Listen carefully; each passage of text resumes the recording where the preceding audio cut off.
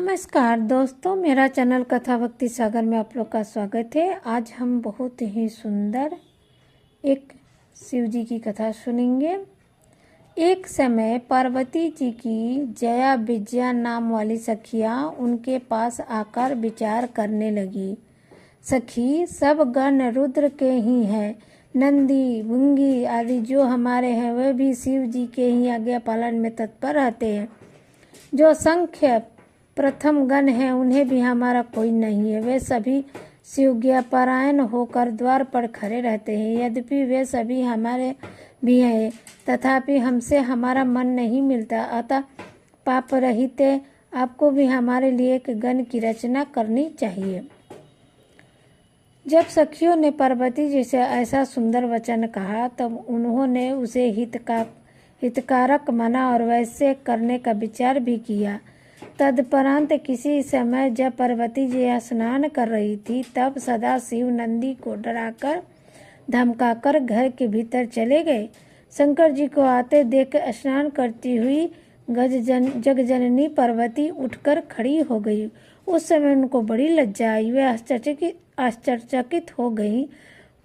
उस अवसर पर उन्होंने सखियों के वचन को हितकारक तथा सुखप्रद माना। उस समय ऐसी घटना घटित होने पर परमाया परमेश्वरी पार्वती ने मन में ऐसा विचार किया कि मेरा भी कोई ऐसा सेवक होना चाहिए जो परम शुभ कार्य कुशल और मेरी ही आज्ञा में तत्पर रहने वाला हो, उनसे तनिक भी विचलित होकर होने वाला न हो।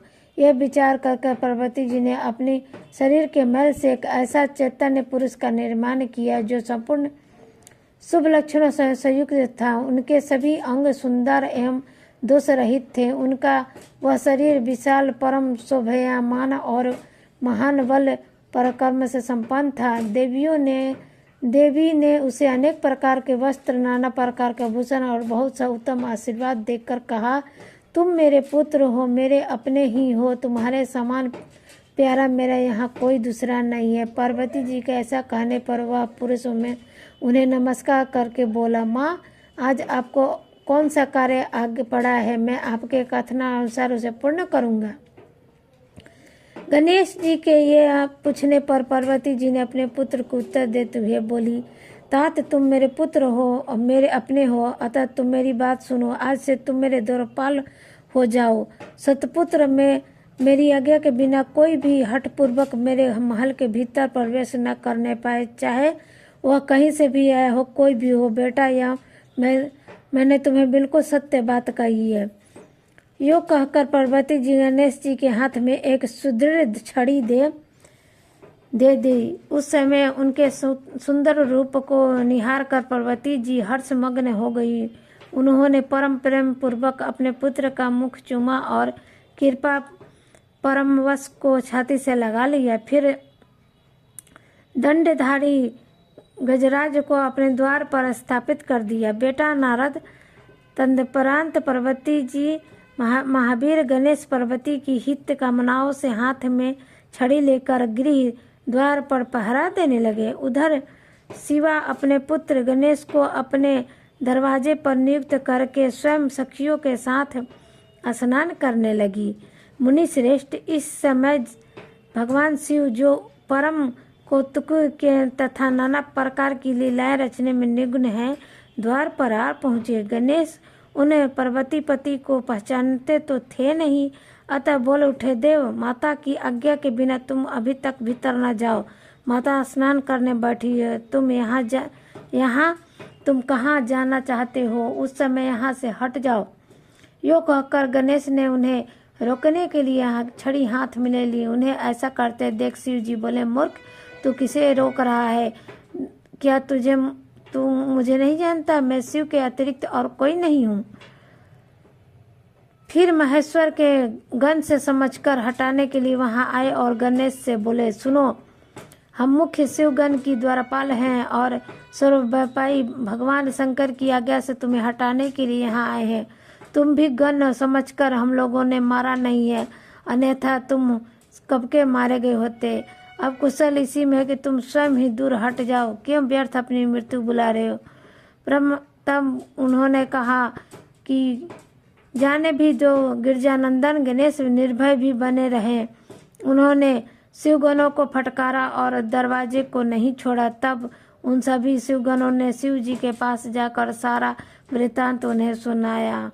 उसे सब बातें सुनकर संसार के गति स्वरूप अद्भुत लीला विहारी महेश्वर अपने उन गणों को डराकर कहने लगे, गणों, यह कौन है जो इतना अक्षुण्ण होकर शत्रु की भांति बक रहा है? इस नवीन द्वारपाल को दूर भगा दो। तुम लोग नपुंसक की तरह खड़े होकर उसका वृत्तांत मुझे क्यों सुना रहे हो? विचित्र लीला रचने वाले स्वामी शंकर के यो कहने वे गण पुनः वहीं लौट गए। तदुपरांत गणेश द्वारा पुनः रोके जाने पर शिव जी गणों को आज्ञा दी कि तुम्हें पता लगा यह कौन है और क्यों ऐसा कर रहा है। गणों ने पता लगाकर बताया कि ये श्री गिरजा जी के पुत्र हैं तथा द्वारपाल के रूप में बैठे हैं। तब लीला स्वरूप शंकर ने विचित्र लीला करनी चाहिए तथा अपने गणों को गर्भ में गलित करवाना चाहा। इसलिए गणों को तथा देवताओं को बुलाकर गणेश जी से विष्णु युद्ध करवाया, पर वे कोई भी गणेश जी को पराजित न कर सका। तब स्वयं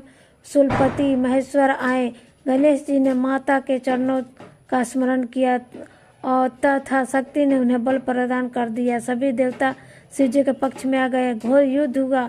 अंतुरवंता एवं शूलपति महेश्वर ने आकर त्रिशूल से गणेश जी का सिर काट दिया।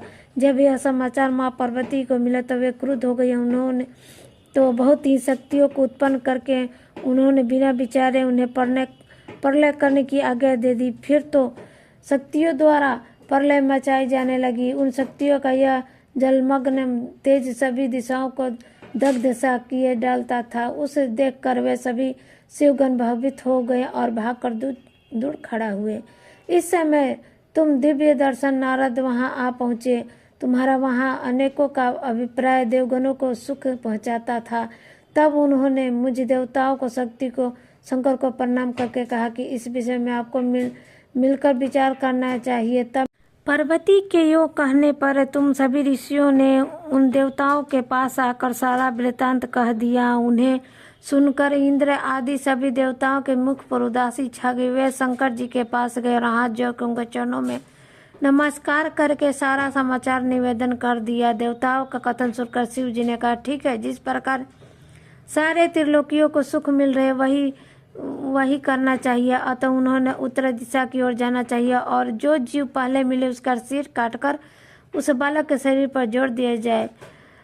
तदुपरांत शिव जी की आज्ञा पालन करने वाले उस देवताओं ने वह सारा कार्य संपन्न किया। उन्हें उस शिशु शरीर को धो पोंछ कर विधिवत उसकी पूजा की। फिर वे उत्तर दिशा की ओर चले गए। वहां उन्हें सबसे पहले एक दंत वाला एक हाथी मिला। उन्हें उसका सिर लाकर उस शरीर पर जोड़ दिया।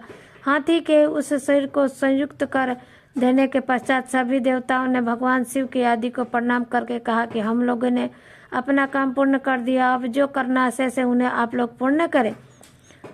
तब शिव का आज्ञा पालन संबंधी देवताओं की बात सुनकर सभी देवी और संतों के महान आनंद हुआ।